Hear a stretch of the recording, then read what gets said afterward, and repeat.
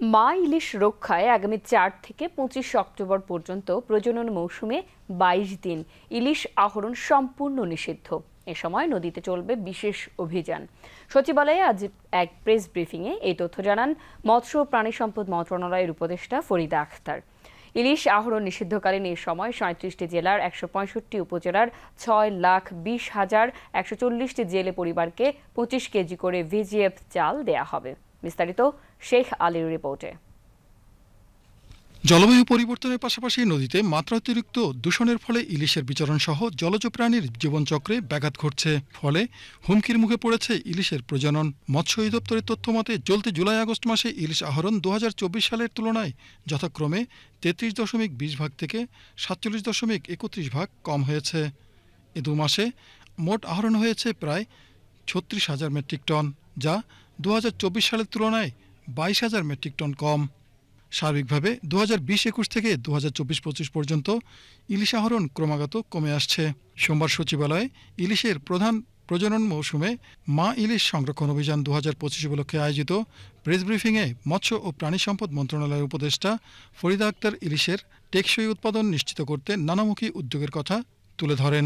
এই অভিযানের সময় জলসীমার বাইরে মাছ ধরার ট্রলারের অনুপ্রবেশ কঠোরভাবে নিয়ন্ত্রণ করা হবে।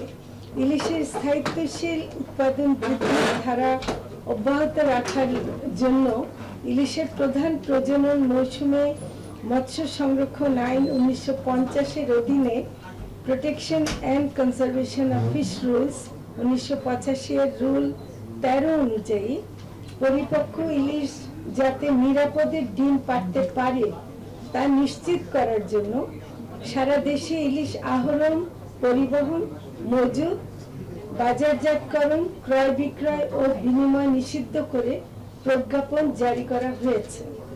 2025 সালে ইলিশের প্রধান প্রজনন মৌসুমে 19 আশ্বিন থেকে 9 কার্তিক 1432 অর্থাৎ ইংরেজিতে 4 অক্টোবর থেকে 25 অক্টোবর। আমি আবারও বলছি, 19 আশ্বিন থেকে 9 কার্তিক 1432 অথবা ইংরেজিতে 4 অক্টোবর থেকে 25 অক্টোবর 22 দিন পর্যন্ত মা ইলিশ রক্ষায় বিশেষ অভিযান পরিচালনা করা হবে। আশ্বিনী পূর্ণিমার পূর্বের 4 দিন এবং অমাবস্যার পরের 3 দিনকে অন্তর্ভুক্ত করে মোট 22 দিন এই অভিযান চলবে। চলতি বছরে মা ইলিশ রক্ষায় ইলিশের প্রধান প্রজনন মৌসুমে অভিযান চলাকালীন সময় 37টি জেলার 6,20,140টি জেলে পরিবারকে চাল দেওয়া হবে। 37টি জেলার 165টি উপজেলার 6,20,140 জন জেলে পরিবারকে ভিজিএফ চাল দেওয়া হবে। পরিবার প্রতি বরাদ্দ থাকবে 25 কেজি, যা পুরো কার্যক্রমে মোট 15,503.50 মেট্রিক টন চালের প্রয়োজন হবে। এছাড়া মা ইলিশ সংরক্ষণ অভিযানের সময় জলসীমার বাইরে মাছ ধরার ট্রলারের অনুপ্রবেশ কঠোরভাবে নিয়ন্ত্রণ করা হবে এবং নদীতে ড্রেজিং সম্পূর্ণভাবে বন্ধ রাখা হবে। নদীতে এই সময় ড্রেজিং সম্পূর্ণ বন্ধ রাখা হবে। এটা আমরা অন্যান্য মন্ত্রণালয় যারা ড্রেজিং এর কাজ করছেন তাদেরকে অনুরোধ করব।